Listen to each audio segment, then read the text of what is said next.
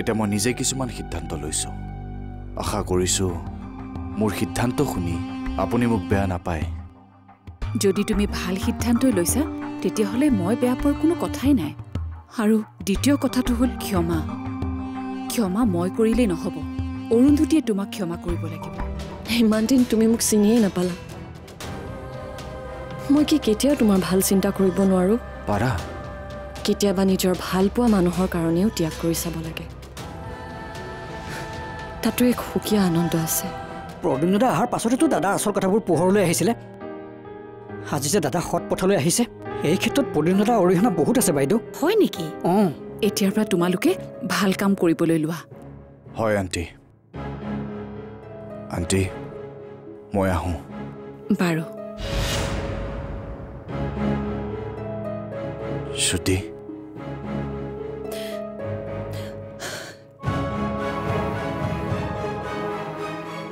Tech care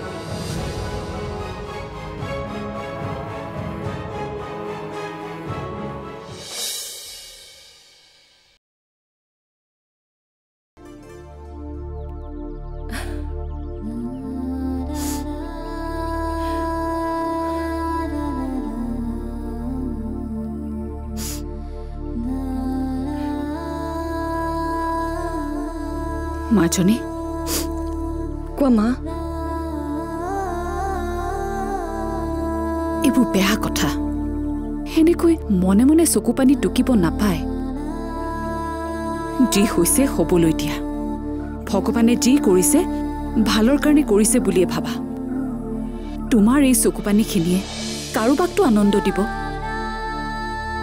গতিকে আনৰ সুখৰ বাবে তুমি আনন্দ কৰা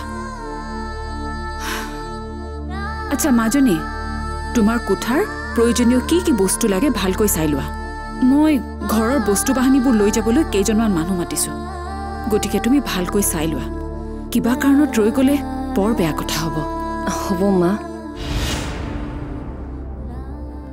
অৰুন্ধতী বাইৰাৰ বিয়াৰ কি দায়িত্ব ল'ম বুলি ভাবিছা মইনো কি ক'ম জেঠাই আপুনি যি কয় আমি এটা কাম কৰোঁ দিয়া আমি ময়ূৰীৰ বিয়াৰ ৰিচিপশ্যনৰ দায়িত্বখিনিকে লওঁ তুমি চিন্তা কৰিব নালাগে মই আছো নহয় ঠিক আছে জেঠাই আপুনি যিহেতু কৈছে হ'ব জেঠাই আপোনালোকে মোক একো নিদিলেও মই বেয়া নাপাওঁ আপোনালোকৰ আশীৰ্বাদখিনি মোৰ কাৰণে যথেষ্ট তোমালোকে বেয়া পালেও মই কিন্তু দিমেই কিন্তু জেঠাই আপোনালোক দুদিনমান আগতে যাব লাগিব গোটেই মানুহখিনি গোট খালেহে ভাল লাগিব ঠিক আছে কিন্তু তোমালোকে পিছে কেতিয়াকৈ ভোগজানলৈ যাম বুলি ভাবি থৈছা আমি পৰহিলৈকে যামগৈ জেঠাই ইয়াতে দুই এঘৰ মানুহ নিমন্ত্ৰণ দিবলগীয়া আছে তেওঁলোকক নিমন্ত্ৰণ দি আমি ভোগজানলৈ ওলাম সেয়া বাবা আহি পালেই অচিন্ত ময়ূৰী তোমালোক কেতিয়া আহিলা অলপ সময় হ'ল আমি বিয়াৰ নিমন্ত্ৰণ দিবলৈ আহিছিলোঁ অহা 21 আহিনত আমাৰ বিয়া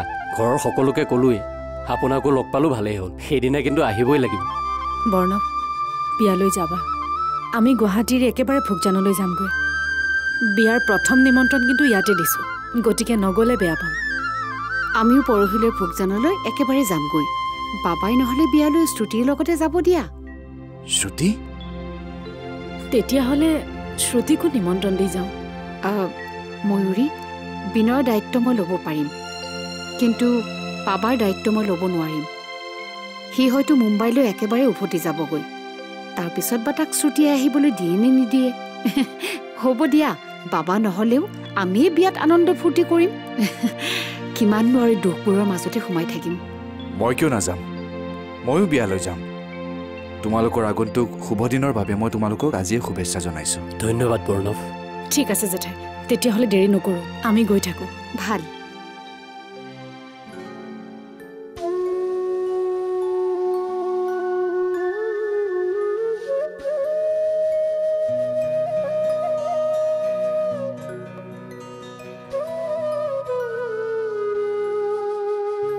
মা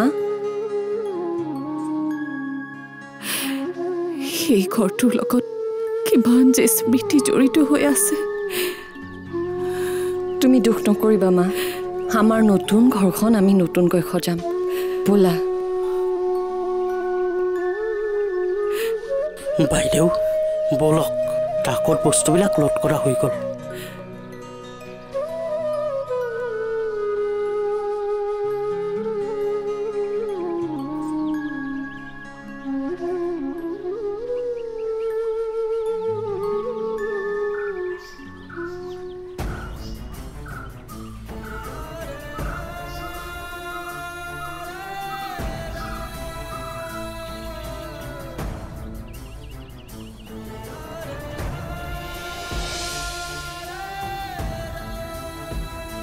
এই চাবি কোচা লওক।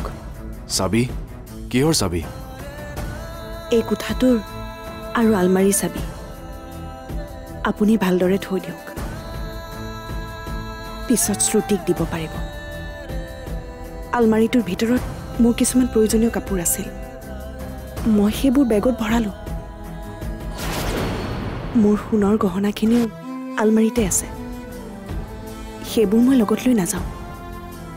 মই সেইবোৰ পিন্ধাৰ বাবে শ্ৰুতিয়ে সেইবোৰ পিছত পিন্ধিবলৈ বেয়াও পাব পাৰে, কিন্তু আপুনি সেইখিনি সযতনে থ'ব, কাৰণ সেই গহনাখিনিত আপোনাৰ মাৰ আশীৰ্বাদ আৰু স্মৃতি জড়িত হৈ আছে। আৰু আপোনাৰ মাৰ কিছু পুৰণি কাপোৰ আলমাৰীতে থোৱা হৈ আছে। ভাদ মাহত সেইবোৰ কিন্তু ৰ'দত দিবলৈ নাপাহৰিব। ভাদ মাহ? হয়, তেতিয়া কাপোৰবোৰ নষ্ট নোহোৱাকৈ থাকিব। আৰু মা, দেউতা আৰু ককাৰ ফটোৰ সন্মুখত চাকিগছ সদায় জ্বলাবলৈ নাপাহৰিব। শ্ৰুতিক ক'ব, গোসাঁই ঘৰটো পুৱা আৰু গধূলি মচি কাচি যাতে চাকিগছ জ্বলায়, কাৰণ ককাই কৈছিল ভোগজানৰ পৰা ভকত আনি হেনো ককাই এই গোসাঁই ঘৰ ভাগ প্ৰতিষ্ঠা কৰিছিল। গতিকে এই নিয়মখিনি পালন কৰিলে ঘৰখন কেতিয়াও বিপদত নপৰে। এই সকলোবোৰ কথা আপুনি শ্ৰুতিক ভালদৰে বুজাই দিব।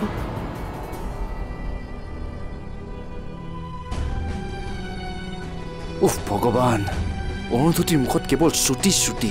শ্ৰুতিৰ নামটো শুনি মোৰ অশান্তি লাগি গৈছে। আৰু ঠিক আছে, নাথাকে, নালাগে থাকিব, কিন্তু শ্ৰুতিৰ কথা কিয় কৈ থাকিব লাগে?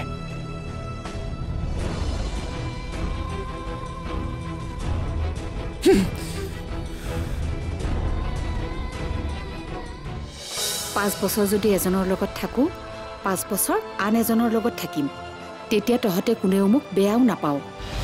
5 বছৰ? অঁ, আৰু অৰুন্ধতীক যিহেতু মই প্ৰথমতে কথা দিলোঁ, সেইকাৰণে প্ৰথম 5 বছৰ মই অৰুন্ধতীৰ লগতেই থাকিম, দ্বিতীয় 5 বছৰ তোৰ লগত আহি থাকিম। কিন্তু জেঠাই, এই 5 বছৰ মই ঘৰখনত অকলে কেনেকৈ থাকিম? তোক বিশ্বাস কৰিয়ে মই প্ৰথম ভুলটো কৰিছিলোঁ। তোৰ বেছি আপোন হৈ পৰিছিলোঁ, যাৰ কাৰণে তোৰ ব্যক্তিগত জীৱনত সোমাই পৰিছিলোঁ। ককায়ো অকণমান অধিকাৰ দি দিলে, যাৰ বাবে তোৰ বেয়াবোৰক আঙুলিয়াই গৈছিলোঁ। কিন্তু পাছতহে বুজিলোঁ যে বন্ধু সদায় বন্ধু হৈ আঁতৰে আঁতৰে থকাটোৱে উচিত।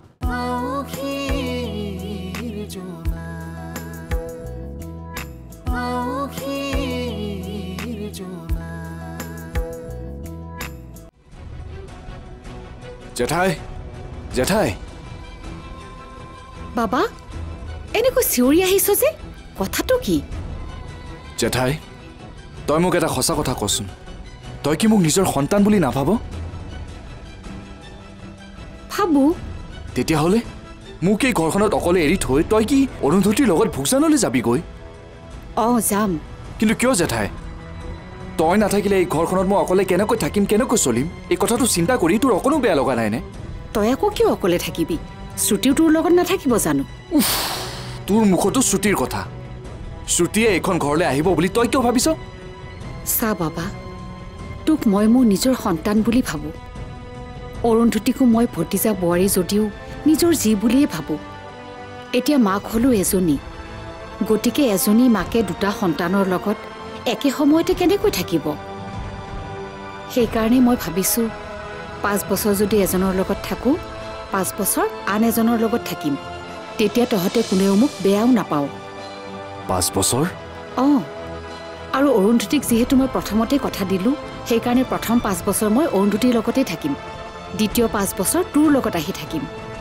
কিন্তু জেঠাই, এই 5 বছৰ মই ঘৰখনত অকলে কেনেকৈ থাকিম? তই এটা কাম কৰ, তই শ্ৰুতিক লৈ মুম্বাইলৈ যা, তই এইবোৰ কি কৈছ জেঠাই? মই আকৌ ছুটিক লৈ মুম্বাইলৈ কিয় যাম? মই এতিয়া ভাল হৈছোঁ। চা জেঠাই, তই ঘৰখনত থাকিলে অৰুন্ধতীয়েও থাকিব। নাই অ' বাবা, এতিয়া আৰু ইয়াত নাথাকোঁ দে। এয়া দেখিছনে, আমি কাপোৰ কানি বান্ধি প্ৰায় সাজুৱেই হৈছোঁ। কাইলৈ পৰহিলৈ কেইটামান কাম আছে, তাৰপিছতে আমি যামগৈ। বাইদেউ, মই বস্তু বাহনিবোৰ চিজিল কৰিলোঁ। বিনয়, তইতো মোৰ নিজৰ ভাইটিৰ নিচিনা। তইতো মোক নিজৰ দাদা বুলি ভাব। তইও মোক এৰি থৈ যাবিগৈ? উপায় নাই দাদা, ময়ো বাইদেউ আৰু বৰ লগতেই যামগৈ। চা বিনয়, মই এজনী ভাল ছোৱালীৰ লগত তোৰ বিয়া পাতি দিম। তহঁত দুয়ো ইয়াত সুখত চলিব পাৰিবি। দাদা, এতিয়া এই ছোৱালী তোৱালী কথাবোৰ মোৰ মূৰত সোমাই নিদিব। এতিয়া এইবোৰ কৰি একো লাভ নাই। তাৰমানে তইও? উপায় নাই দাদা।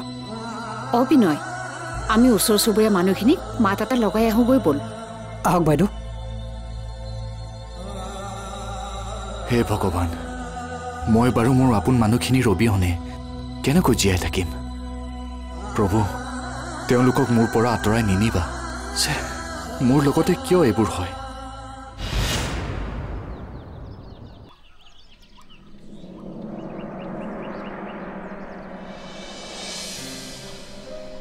তই চিনি পাইছ? তই বেয়া পোৱা বন্ধুজন। তই হঠাৎ মই বেয়া মানুহ হ'লোঁ বুলিয়ে তই মোক কেনেকৈ পাহৰি যাব লাগেনে? তোক মই পাহৰি গৈছোঁ বুলি তই কিয় ভাবিছ? কিয়? যিজন মানুহে গুৱাহাটীলৈ আহিলে আমাৰ ঘৰখনক নিজৰ ঘৰ বুলি ভাবিছিল, মোৰ ঘৰৰ মানুহক নিজৰ ঘৰৰ মানুহ বুলি ভাবিছিল, সেই মানুহজনে আজি গুৱাহাটীলৈ আহি আমাৰ ঘৰলৈ নগৈ এনেকৈ ভাড়া ঘৰত সোমাই আছ যে? আমাৰ ঘৰখনত ইমান ডাঙৰ ঘটনা হৈ গ'ল, কিন্তু খবৰ ল'বলৈ তোৰ এবাৰো আহৰি হোৱা নাইনে?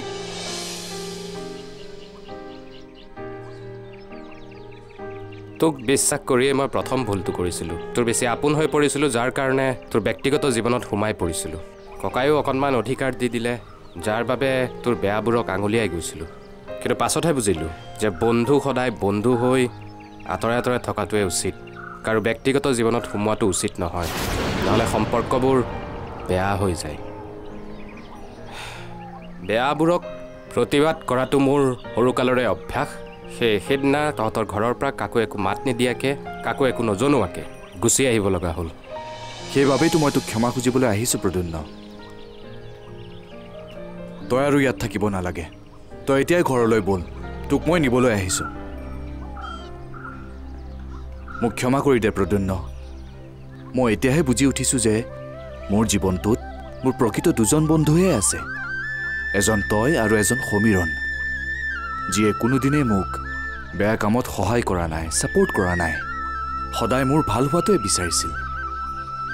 হয়তো আগৰ জনমত মই কিবা ভাল কাম কৰিছিলোঁ, যাৰ বিনিময়ত মই তহঁতক পাইছোঁ, তহঁতৰ নিচিনা বন্ধুক পাইছোঁ। মোৰ এতিয়াও বিশ্বাস আছে, তই যে গুৱাহাটীলৈ আহিছ মোৰ বাবে আহিছ। তই মোক ভাল পথলৈ ঘূৰাই অনাত সফল হলি প্ৰদ্যুন্ন। আৰে তহঁতৰ দৰে ভাল মানসিকতা থকা মানুহৰ জীৱনত থাকিলে কোনোদিনে বেয়া মন এটা লৈ থাকিব নোৱাৰি।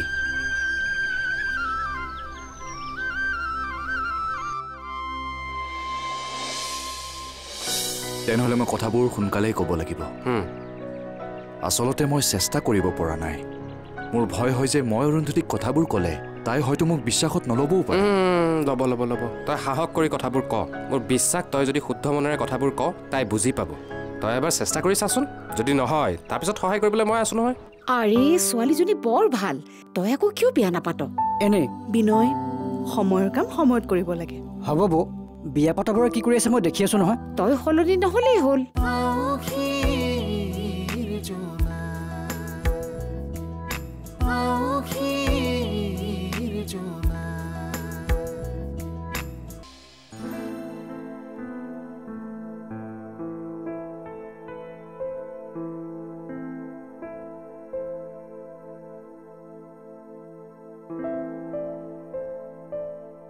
অ' বাইদেউ, সেই অথনিৰ পৰা ইমান কোনো কি চাই আছে? ৰবিচোন, ভাল খবৰ এটা আহিবলগীয়া আছে, শুনিলে তোৰো মনটো ভাল লাগিব। ভাল খবৰ? কি ভাল খবৰ? এইখন চাচোন, কেনেকুৱা লাগিছে? ভালেই লাগিছে। কোননো? আমাৰ ঘৰলৈ যে আহি থাকে শ্ৰীধৰ, তাৰ ভতিজী ছোৱালী। বুজিছোঁ বুজিছোঁ, কিন্তু এই ফটোখন আপোনাক দি থৈ গ'ল যে কিয়? ছোৱালীজনীৰ হেনো বিয়াৰ বয়স হৈছে। পঢ়াই শুনাই স্বভাৱে চৰিত্ৰই ভাল, দেখাই শুনায়ো ভাল। শ্ৰীধৰে ক'লে ছোৱালীজনীৰ লগত মিলাকৈ মোক ল'ৰা এটা বিচাৰি দিবলৈ। মইনো এতিয়া ক'ত ল'ৰা বিচাৰি যাওঁ? আৰু যাৰে তাৰে কথা ক'বলৈও ভাল নালাগে দেচোন। কথাটো অৱশ্যে হয়। পিছত শ্ৰীধৰক ক'লো, তোৰ ভতিজী ছোৱালীৰ কাৰণে বেলেগকৈ ল'ৰা বিচাৰিব নালাগে, আমাৰ ঘৰতে বোৱাৰী কৰি থওঁ, আমাৰো লগ এটা হ'ব নে কি ক? ভালেই ক'লে দিয়ক। সেই নহয় পিছে বিয়া কাৰ লগত পাতিব? হেৰ' এইখন ঘৰতনো বিয়া পাতিবলৈ আছে কোন? মই তোৰ কথাকেই কৈছো। হা? মোৰ কথা কৈছে? তোৰ পচন্দ হৈছে নহয়? আপুনি এইবোৰ কি কথা কৈছে? আপুনি মানুহ মাৰিব দেই। লাজ কৰিব নালাগে দে। তোৰ যদি পচন্দ হৈছে ক, মই কথাটো আগবঢ়াওঁ। তই এনেকে নিব আহিলে মই ঘপককে যাব নোৱাৰো নহয়। এই ঘৰখনৰ মালিক প্ৰাণজিৎ, অচিন্ত, ময়ূৰী, এই সকলোবোৰ মোৰ এতিয়া আপোন। মই বুজি পাইছোঁ প্ৰদ্যুন্ন, কিন্তু যিয়ে নহওক তই আমাৰ ঘৰলৈ যাবই লাগিব। সেইবোৰ হ'ব। এতিয়া তই অৰুন্ধতীৰ কথা কচোন, তাইৰ জীৱনটো কি হ'ব? তাকে আচলতে মই তোক কথা কিছুমান ক'ব লগা আছে। তই মোক এটা সহায় কৰিব পাৰিবিনে? কি সহায়? আচলতে মই অৰুন্ধতীক কিছুমান মনৰ কথা ক'ব লগা আছে, কিন্তু মই সেইবোৰ ক'বলৈ সাহস কৰিব পৰা নাই। তই কথাবোৰ অৰুন্ধতীক ক'ব পাৰিবি নেকি? তই ক'লে হয়তো তাই ভোগজানলৈ যোৱাৰ সিদ্ধান্ত সলাবও পাৰে। নহয় বিশ্বয়, এইবোৰ কথা নিজেই ক'ব লাগে। বেলেগে বেলেগৰ অনুভৱবোৰ বুজি নাপায়। ঠিক আছে, তেনেহ'লে মই কথাবোৰ সোনকালেই ক'ব লাগিব। আচলতে মই চেষ্টা কৰিব পৰা নাই। মোৰ ভয় হয় যে মই অৰুন্ধতীক কথাবোৰ ক'লে তাই হয়তো মোক বিশ্বাসত নল'বও পাৰে। ল'ব। তই সাহস কৰি কথাবোৰ ক। মোৰ বিশ্বাস তই যদি শুদ্ধ মনেৰে কথাবোৰ ক, তাই বুজি পাব। তই এবাৰ চেষ্টা কৰি চাচোন, যদি নহয় তাৰপিছত সহায় কৰিবলৈ মই আছো নহয়। তই এটা ল'ৰা হৈ ছোৱালী মানুহ এজনীক এষাৰ কথা ক'ব নোৱাৰ? তাই মোৰ কথা বিশ্বাসত ল'ব 100%। হেল্ল', হয় ছাৰ, এতিয়াই? ঠিক আছে ছাৰ, মই ঘৰত সোমাই গৈ আছোঁ। বাইদেউ এইবোৰ মই বিয়া চিয়া নাপাতো দেই। আৰে ছোৱালীজনী বৰ ভাল, তই আকৌ কিয় বিয়া নাপাত? বিনয়, সময়ৰ কাম সময়ত কৰিব লাগে। হ'ব বৌ, বিয়া পতাবোৰে কি কৰি আছে মই দেখি আছো নহয়। তই সলনি নহ'লেই হ'ল। হ'লেও বাইদেউ এইখন বিয়া নহয়, খাটাং বিয়া। কাৰ বিয়া? দাদা আপুনি আহক আহক, বহকচোন। বোলো বিয়াখন কাৰ? কাৰ হ'ব আৰু, আমাৰ এই বলদটোৰ। চাওকচোন দাদা, ছোৱালী আমাৰ সকলোৰে পচন্দ, পিছে সি হেনো বিয়া নাপাতে। পাতিব, কেলে বিয়া নাপাতিব? আগে পিছে বিয়া পতাৰ অভিজ্ঞতা নাইতো, এইকাৰণে অলপ ভয় খাইছে, হয়নে নহয় বিনয়?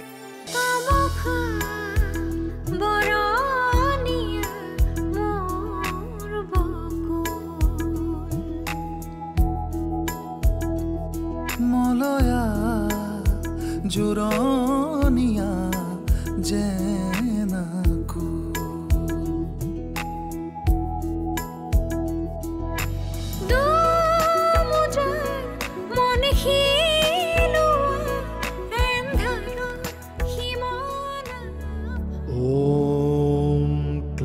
ভগৱানে মোক এটা সুযোগ দিছে পিতৃ মাতৃৰ ঋণ পৰিশোধ কৰাৰ। মোৰ ল'ৰাক যেনেকৈ মোৰ পৰা আঁতৰ কৰিছে, তাইৰ ল'ৰাও আঁতৰ হ'ব তাইৰ পৰা।